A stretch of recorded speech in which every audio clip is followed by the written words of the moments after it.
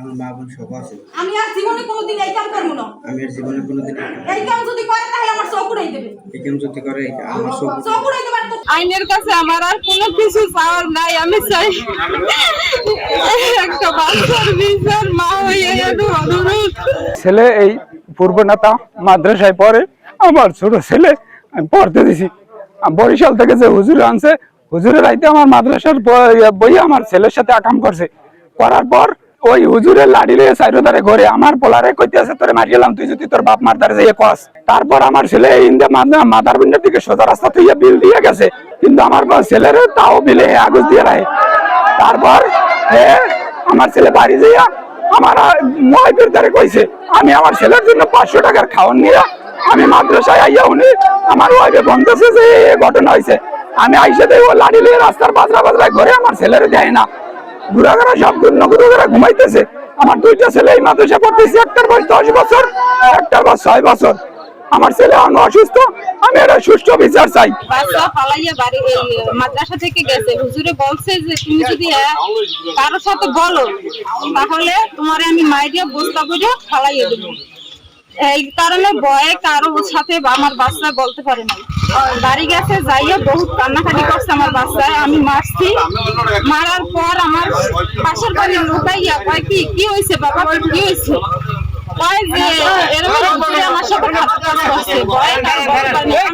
আমার 10 বছরের বাচ্চা সুষ্ঠু বিচার, আর কিছু চাই না।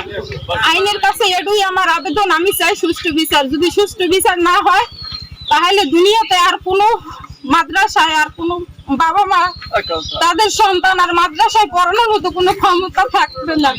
আইনের কাছে আমার আর কোনো কিছু চাওয়ার নাই। আমি চাই একটা বাচ্চার বিচার মা হয়ে অনুরোধ। আমি আর কিছু চাই। আমরা পড়ালেখা করছি, কিন্তু আমরা এই ধরনের কোনো আচরণ, কোনো খারাপ চরিত্র কিচ্ছু দেই না। আমরা তো মেয়ে মানুষ ছিলাম, আমাগুলোকে মোতালেব হুজুর এরকম করে না, এরকমের করে না। কিন্তু মোতালেব হুজুর থাকার কারণে প্রতি বছরে 2-3টা করে ছেলে হাফেজ হয়ে বাইরে আছে প্রতি মাহফিলে। কিন্তু এখন বছরে বছর ছাড়াই জায়গা তবু কোনো সন্তান লেখাপড়া করে বাইরেতে পারে না। আর এরকমের কোনো ঘটনা আমরা শুনি নাই। আমরা সন্তানের জন্য ভালো বিচার চাই, আমার সন্তান শিক্ষা করার জন্য আমরা ভালো বিচার চাই, আর এই মাদ্রাসার কলঙ্ক উড়ানোর জন্য আমরা ভালো বিচার চাই, আর কিছু চাই না। শফিকুল ইসলাম হাফেজ, উনি আমাদের মাদ্রাসায় গত 28শে এপ্রিল নিয়োগপ্রাপ্ত হন হেফজ বিভাগের দায়িত্ব পালন করার জন্য।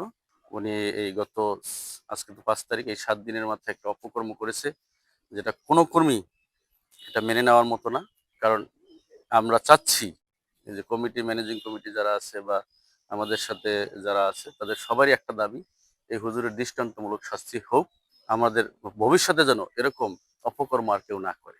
সকাল 11:30টার সময় আমরা সংবাদ পাই যে পূর্ব নেতা আকরামিয়া হাফিজিয়া মাদ্রাসায় একটি শিশুকে বলাৎকারের কারণে উক্ত মাদ্রাসার একজন শিক্ষককে আটক করিয়া রাখিয়াছে। উক্ত সংবাদের ভিত্তিতে আমি অফিসার ফোর্স প্রেরণ করি